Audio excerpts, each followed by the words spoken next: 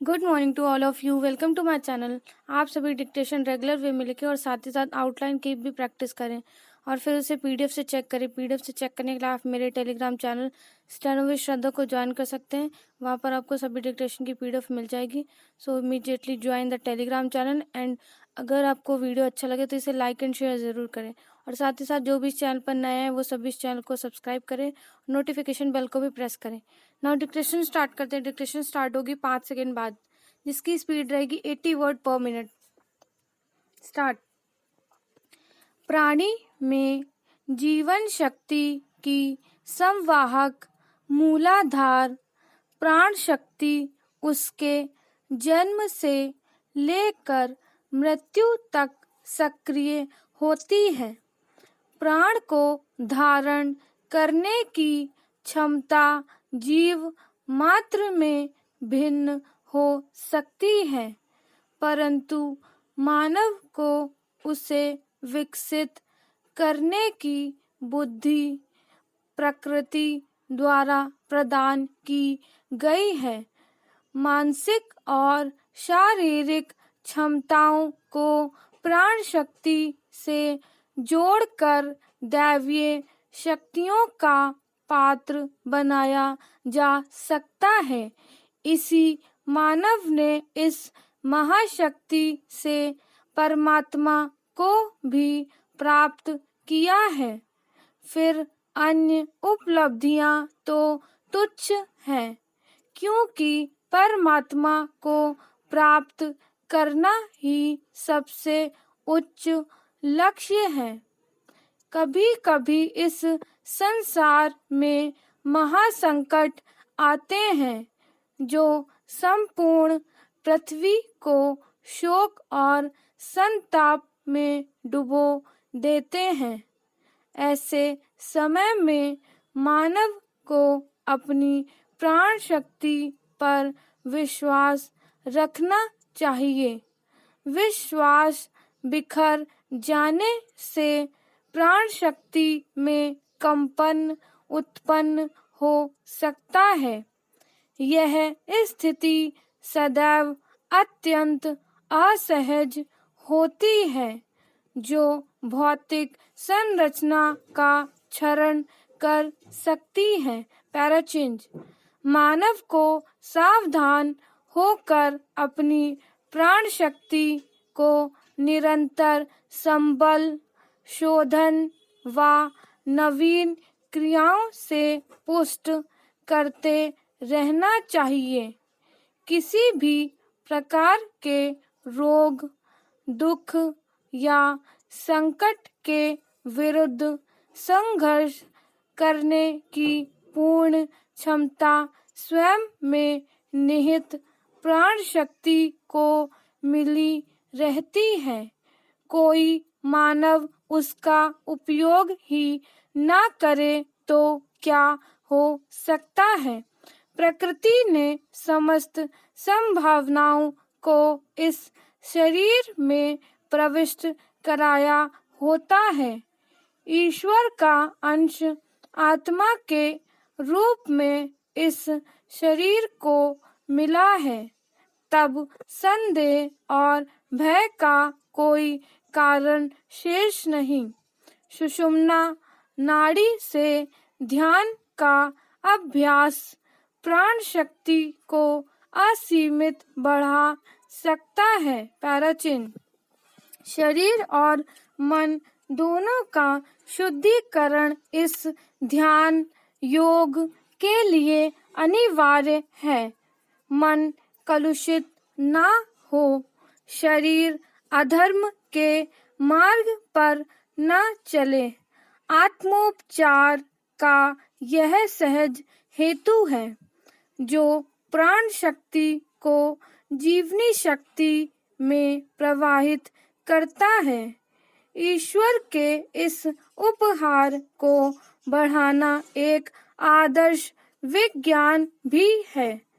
इसमें धन, सत्ता या संसाधनों की आवश्यकता नहीं, बल्कि विश्वास के साथ अनवरत चेष्टा ही पर्याप्त साधन है। स्टॉप। नेक्स्ट अब आप आउटलाइन की प्रैक्टिस कीजिए और फिर से एक बार डिक्टेशन लिखिए। नाउ डिक्टेशन स्टार्ट करते हैं। सेकेंड डिक्टेशन स्टार्ट होगी 5 सेकेंड बाद, जिसकी स्पीड रहेगी 90 वर्ड पर मिनट। स्टार्ट। कोरोना संक्रमण की दूसरी लहर के कारण देश गहन संकट में है, लेकिन राजनीतिक वर्ग के रुख रवैये से यह बिल्कुल नहीं लगता कि वह इस मुसीबत का मिलकर सामना करने को तैयार है। कोरोना के कहर से बचने के लिए उठाए जा रहे कदमों के बीच केंद्र और राज्यों के बीच तकरार और टकराव का सिलसिला किस तरह खत्म होने का नाम नहीं ले रहा है। इसका नया उदाहरण है झारखंड के मुख्यमंत्री हेमंत सोरेन का यह ट्वीट कि प्रधानमंत्री से फोन पर बात की तो उन्होंने काम की बात करने या सुनने के बजाय केवल अपने मन की बात की। पता नहीं उन्होंने ऐसा क्यों कहा। कारण जो भी हो, ऐसे कथन की आवश्यकता नहीं थी, क्योंकि यह वक्त कोरोना संक्रमण से उपजी महामारी से लड़ने का है, न कि प्रधानमंत्री से। शायद यही कारण रहा कि भाजपा नेताओं के साथ साथ दूसरे दलों के नेताओं ने भी उन्हें नसीहत दी। दुर्भाग्य से संकट की गंभीरता की अनदेखी करने का यह इकलौता प्रसंग नहीं। क्या इसकी अनदेखी की जा सकती है कि इन दिनों राहुल गांधी केवल यह बताने में लगे हुए हैं कि प्रधानमंत्री निष्क्रिय और नाकाम हैं।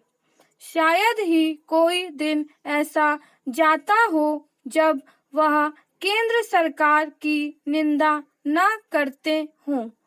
जब वह ऐसा नहीं कर रहे होते तो प्रधानमंत्री पर कटाक्ष कर रहे होते हैं। मोदी सरकार को कटघरे में खड़ा करने की ललक में वह यह भी भूल जाते हैं कि उन्होंने 4 दिन पहले क्या कहा था। Para change. राहुल गांधी कभी खुद को लॉकडाउन के खिलाफ बताते हैं और कभी कहते हैं कि बिना लॉकडाउन लगाए बात नहीं बनेगी। वास्तव में जब इरादा समस्याओं के समाधान में सहभागी ना बनने का हो तो फिर ऐसा ही होता है। अभी तक वह तंज भरे ट्वीट ही करते थे, अब चिट्ठी भी लिख रहे हैं। क्या चिट्ठी पत्री और आरोप प्रत्यारोप का यह काम बाद में नहीं किया जा सकता? समझना कठिन है कि जब केंद्र और राज्यों के बीच संवाद का सिलसिला कायम है, तब फिर सोनिया गांधी को सर्वदलीय बैठक बुलाने की मांग करने की क्या जरूरत पड़ गई? कई नेता तो ऐसे हैं जो कोरोना संकट से जुड़ी किसी समस्या के गहराने पर ऐसा जताते हैं जैसे उनके मन की मुराद पूरी हुई हो। यह खेद का विषय है कि जब राजनीतिक वर्ग को एकजुट होना भी चाहिए और दिखना भी, तब वह आरोप प्रत्यारोप में उलझा हुआ है।